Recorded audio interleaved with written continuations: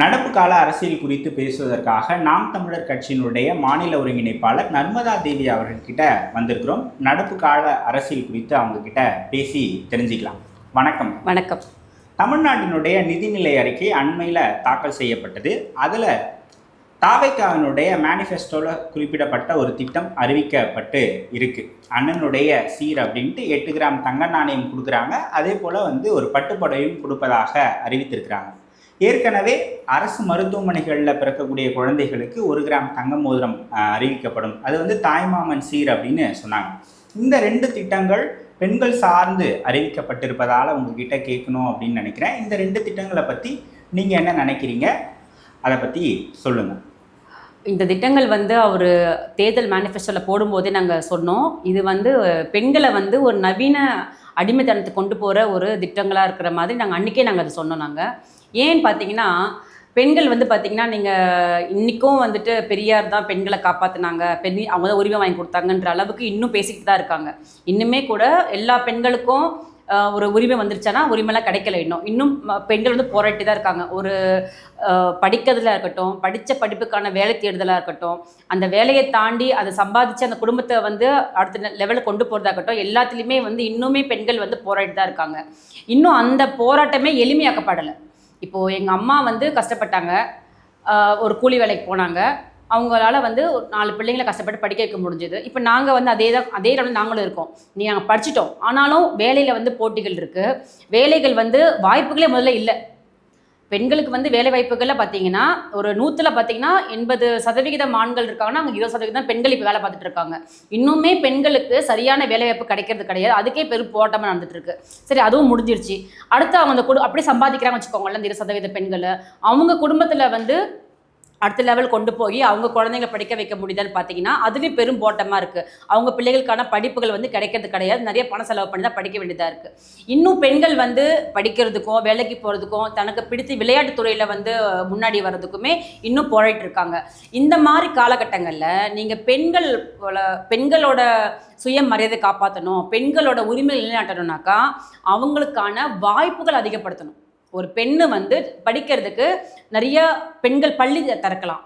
பெண்கள் பள்ளி திறந்தாக்கா, ஏன்னா நிறைய பேர் ஆண்கள் பள்ளி சேர்ந்து படிக்கிறதுக்கு விருப்பப்படாமல் இருக்கலாம். சில குடும்பங்களில் அவங்க பெண்கள் பள்ளி படித்தாங்கனாக்கா அவங்க ஒரு படிப்பு கற்றுக்க முடியும். அடுத்து வேலைகளில் அது தனியார் வேலையாகட்டும் இல்லைன்னா அரசாங்க வேலையாகட்டும், அதில் பெண்களுக்கு சில முக்கியத்துவம் கொடுத்து வேலைகள் கொடுக்கலாம். இது கொடுத்தீங்கன்னாக்கா அந்த குடும்பத்தை இந்த பெண்கள் சீராக நடத்த முடியும். அதை விட்டுட்டு இந்த அண்ணன் சீர், தாய்மாமன் சீர், ஆல்ரெடி எல்லா பெண்களுக்கும் அண்ணன் இருக்க தான் செய்ய போகிறாங்க. அவங்க வீட்டுக்குள்ளே தாய்மாமன் இருக்க தானே போகிறாங்க. இவர் எதுக்கு பொதுப்படுத்துறாரு?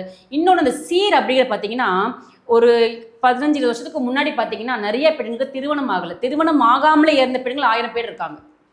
நிறைய லட்சக்கணக்கான பெண்கள் திருமணம் ஆகாமல் இறந்து போயிருக்காங்க. என்ன காரணம் கேட்டிங்கன்னா வரதட்சணை கொடுமை. எத்தனை வீட்டை ஸ்டவ் அடிச்சுக்கிறோம் நம்ம கேள்விப்பட்டிருக்கோம். நம்ம இவ்வளோ சினிமாவில் பார்த்துருக்கோம். அப்போது இந்த சீர் அப்படிங்கிறதே பார்த்தீங்கன்னா முற்றிலும் தவிர்க்கப்பட வேண்டிய ஒரு வார்த்தை நான் நினைக்கிறேன் தமிழில். அது சீர் பார்த்தீங்கன்னாக்கா அது இருக்கிறவங்க கொடுக்குறாங்க அப்படின்ற மாதிரி ஆரம்பித்து இல்லாதவங்களும் கொடுத்தே ஆகணுன்ற ஒரு கட்டாயத்தை புகுத்துற மாதிரி இது இருக்குது. இதை ஒரு அரசாங்கமே முன்னெடுக்குதுன்னு நினைக்கும் போது இந்த அரசாங்கத்தோட ஒரு விளம்பரத்துக்காக இதை உபயோகப்படுத்துகிற மாதிரி நான் பார்க்குறேன். இது பார்த்தீங்கன்னா இப்போது ஏற்கனவே 18 வயசு பெண்களுக்கான திருமண வயது நிர்ணயிச்சிருக்காங்க. இப்போது சென்னை தாண்டி சில கிராமப்புறங்களில் பார்த்தீங்கன்னா நிறைய திருமணங்கள் சின்ன வயசு நடந்துருது. இன்னமும் கூட குழந்தைகள் திருமணம் நடந்துட்டு தான் இருக்கு நம்ம ஊரில். ஓகேங்களா? அப்படி இருக்கும்போது நீங்கள் இதை மாதிரி ஒரு சீர் கொடுத்தீங்கன்னாக்கா இது அந்த குடும்பத்தில் இருக்கிற பேரண்ட்ஸுக்கு இந்த பொண்ணை கட்டி கொடுத்துடலாம், நமக்கு 1 லட்ச ரூபா மதிப்புள்ள ஒரு தங்க நகை கிடைக்கும்ன்ற ஒரு எண்ணத்தை மக்கள் விதைக்காதா? இன்னைக்கு ஒரு பக்கத்து வீட்டில் ஒரு வயசான பாட்டி போட்டிருக்க 1/2 கிராம் காதில் போட்ட தோட கூட அறுத்துட்டு கொலை பண்ணுற அளவுக்கு சில குடிகார பயல்களால் இன்னைக்கு நாடு கெட்டு கிடக்கு. அப்படி இருக்கும்போது இந்த 8 கிராம் நகைன்றது தேவையான ஒன்றா?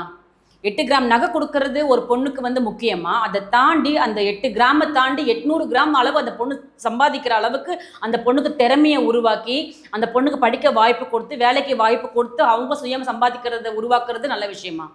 நாம் தமிழர் கட்சி ஒருத்தங்க மட்டும்தான் எந்த தேர்தல் மேனிஃபெஸ்டோலையுமே எந்த தடவையுமே இது வரைக்கும் அவங்க சந்திச்ச எல்லா தேர்தலையுமே சரி பணத்தை முக்கியத்துவம் படுத்தி கொடுக்க மாட்டாங்க. பணத்தை முக்கியத்துவப்படுத்தி கொடுத்தீங்கன்னா அந்த பணம் ரொம்ப வாழ்நாள் இல்லாத ஒரு பொருள். அது பணம்ன்றது இன்றைக்கி இருக்கும் நாளைக்கு இருக்காது நம்ம பணம். ஆனால் நம்மளோட படிப்புன்றது அப்படி போகாது. இன்னைக்கு படிச்சாக்கா அது வந்து அவங்க சாகுறதுக்கு அந்த படிப்பு எடுத்துகிட்டு போகும். ஒரு வேலைக்கு போனாங்கன்னா அந்த வருமானம் வந்து அவங்க அது நிலச்சி நிற்கும் அவங்க சாகுற வரைக்கும். அதை விட்டுட்டு பெண்களை வந்து இது வந்து திருப்பி என்ன பண்ணுன்னா 18 வயசுக்கு மேலே பெண்கள் வந்து கல்லூரிக்கு போக முடியாது, கல்யாணம் பண்ணி கொடுத்துருவாங்க. எத்தனையோ இளம் பெண்கள் இப்போது கல்யாண வாழ்க்கை சரியில்லாமல் சின்ன வயசு தெரியாமல் கல்யாணம் பண்ணி விட்டுட்டு ரொம்ப கஷ்டப்பட்டு இருக்காங்க. ஆல்ரெடி இந்த சமுதாயத்தில் இளைஞர்கள் குடி போதையில் அடிமையான இளைஞர்களால் வந்து ரொம்ப கஷ்டப்பட்டு இருக்காங்க. இது வந்து நவீன தீண்டாமையாவோ நவீன ஒரு அடிமைத்தனத்தையோ திரும்பி வந்து பெண்களை வந்து அடுப்பறைக்கு கொண்டு போதுட்டமாக தான் நான் அதை பார்க்குறேன் நான். ஏன்னா இது வந்து பணமாக பார்ப்பாங்க. ஏற்கனவே பெண்களை வந்து போக பொருளாக பார்க்குற உலகத்தை நம்ம இருந்துட்டு இருக்கோம். நம்ம இன்னும் அந்த எண்ணமே மாறலை. அப்போ திரும்பி நீங்கள் அதே பெண்ணுக்கு பணம் கொடுக்கும்போது பெண்கள் சுற்றி என்ன இருக்கும் உங்களுக்கு? திரும்ப பெண்களை வச்சே இந்த போக பொருளுக்கான இது பொண்ணும் கொடுத்து பணமும் கொடுப்பாங்கப்பா. அந்த பணம் எனக்கு வேணுமா உனக்கு வேணுமா? அம்மா அப்பா சம்பாரிச்சு கடன் வாங்கி போடுற காசுல போடுற தாலியவே வித்துட்டு போற புருஷங்க 1000 பேர் இருக்காங்க உலகத்துல. அப்போ இது வந்து என்ன நலத்திட்டமா இருக்கும்? இது எதுக்கு இவங்க பண்றாங்கன்னு தெரியல. ஒருவேளை அவங்களோட ஆஸ்தான ஜோசியை சொல்லியிருப்பாராக்கும், தாலி வந்து தானமாக கொடுத்தாக்கா, தங்க தானமாக கொடுத்தாக்கா நீங்கள் அடுத்தடுத்து ஆட்சியில் இருப்பீங்க சொன்னாங்களான்னு தெரியல. ஒருவேளை அவங்க ஜோசியை சொல்லியிருப்பான்னு நினைக்கிறேன். அதனால திட்டத்தை அவர் அறிவிச்சிருக்கான்னு நினைக்கிறேன். இன்னொன்று குழந்தைகள் சொன்னீங்க, ஒரு குழந்தை பிறக்கும்போது அம்மாவும் அப்பாவும் அள்ளி அணைச்சி முத்தமிடுறாங்க தெரியுங்களா? அந்த ஒரு சந்தோஷமான நிகழ்வுக்கு வந்து ஈடு இணை எதுவுமே கிடையாது. அது அந்த 1 கிராம் மோதிரன்றது அதை திரும்பி அகைன் ஏற்கனவே குழந்தைய திருடிட்டு போகிறாங்க ஹாஸ்பிட்டலில். இப்போ நீங்கள் மோதிரம்லாம் போட்டே திருட மாட்டாங்களா? இதுக்கு திருத்தனை பண்ணுவாங்க. பிள்ளைங்க கையை கட் பண்ணுவாங்க. பயமாக இருக்குது எனக்கு குழந்தைங்கள. ஏன்னா இப்போ ஈவு இறக்கமே இல்லாத சில மனுஷ ஜென்மங்க கூட தான் வாழ்ந்துட்டு இருக்கோம் நம்ம இப்போ. அதனால இந்த தங்கம் பணம் இந்த மாதிரி விஷயங்களை வந்து முன்னிறுத்தி ஒரு திட்டங்களை ஒரு அரசு அறிவிக்குதுன்னா நான் என்ன கேட்டுக்கிறேன் நான் பொதுமக்கள் கிட்ட, அதை நம்பாதீங்க. அது வந்து ரொம்ப நிரந்தரம் இல்லாத ஒரு தற்காலிகமான விஷயங்கள் தான். நீங்கள் அந்த 1 கிராம் மோதிரம் வாங்கியோ அந்த 8 கிராம் தங்க நகை வாங்கி எவ்வளோ வாழ்ந்துட முடியும் நம்ம? அதில் ஒன்றுமே கிடையாது. அதை விட அந்த பெண்ணுக்கு அறிவுபூர்வமான ஒரு படிப்பையோ நல்ல தொழில் வாய்ப்போ இல்லைன்னா ஒரு படிப்போ ஒரு வேலையை கொடுத்துட்டிங்கன்னா அது அவங்க வருமானம் வந்து ஆயுள் முழுவதுக்கும் அவங்க மட்டும் கிடையாது, அவங்க பிள்ளைங்கன்னு அவங்களோட அடுத்தடுத்த தலைமுறைகளுக்கான ஒரு நல்லது நடக்கும்ன்றதுனால இந்த திட்டங்களை வந்து எனக்கு வந்து பர்சனலாக வந்து சுத்தமாக இதில் வந்து நம்பிக்கை கிடையாது. இது வந்து ஒரு தேவையான திட்டம். இந்த திட்டம் வந்து இப்போ ஆரம்பிச்சிருக்காங்க. இன்னும் இதுக்காக நான் ஒன்றும் செலவு பண்ணுறதுக்கு கவர்மெண்ட் ஆரம்பிக்கலை. நீங்கள் பாருங்கள், இதில் வந்து எவ்வளோ வந்து குளறுபடிகள் வரும். எனக்கு கொடுக்கல. இன்னும் ஏற்கனவே வந்து அரசாங்க மருத்துவமனையில் பிறக்கிற குழந்தைங்களுக்கு தான் சொல்லியிருக்காங்க. ஏற்கனவே இருக்கிற அரசாங்க மருத்துவமனையில் சரியான வசதிகள் கிடையாது.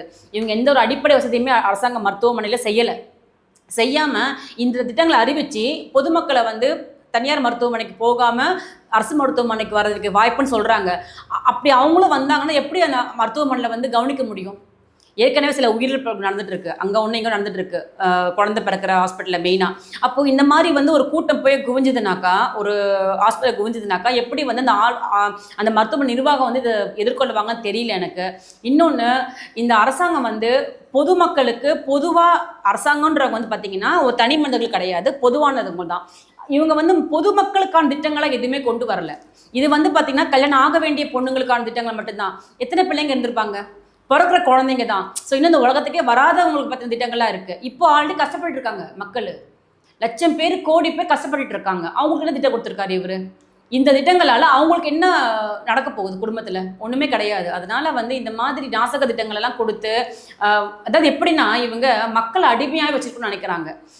மக்கள் வந்து கையேந்திக்கிட்டே இருக்கணும்னு நினைக்கிறாங்க. சோறு கொடுத்துட்டாங்க, செருப்பு கொடுத்தாங்க, ஸ்கூல் படிக்கிற குழந்தைங்களுக்கு ஸ்கூல் பேக் புக்கு கொடுத்தாங்க, இப்போ நகை கொடுக்குறேன்னு சொல்கிறாங்க. அடுத்து இது வந்து எப்படின்னு பார்த்தீங்கன்னா வீடு கொடுத்தாங்க. எப்படின்னா எதெல்லாம் வந்து அரசாங்கம் வந்து ஒருத்தவங்கிட்ட வாங்கி கொடுக்குற மாதிரி இருக்குது. அரசாங்கம் வந்து ஒருத்தங்கிட்ட வாங்கும், அதை மக்களுக்கு கொடுக்கும். ஏன் அதை வந்து மக்களே வாங்கிக்க மாட்டாங்களா? ஏன் நடுவில் தரகர் மாதிரி இருக்காங்க அரசாங்கம். தரகர் மாதிரி இருந்து கமிஷன்.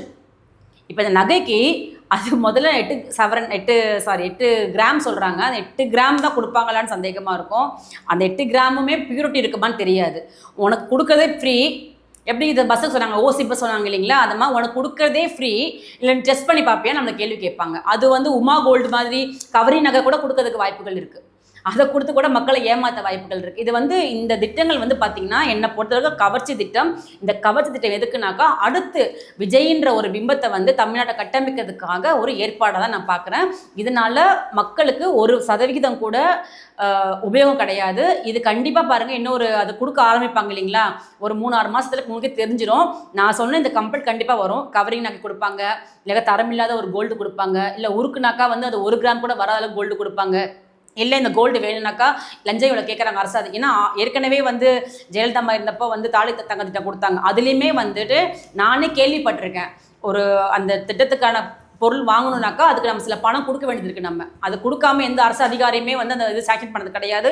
அதுவும் என்ன பண்ணுவாங்கன்னா அவங்க கட்சிக்காரர்கள் தான் முக்காசி கொடுப்பாங்க அவங்க. அந்த மாதிரி இது நிறைய குளறுபடிகள்லாம் வரும். இது வந்து நம்ம அரசாங்கம் வந்து அவாய்ட் பண்ணணும்னு நான் நினைக்கிறேன். இந்த திட்டங்களை வேணாம்னு நினைக்கிறேன். ஓகே.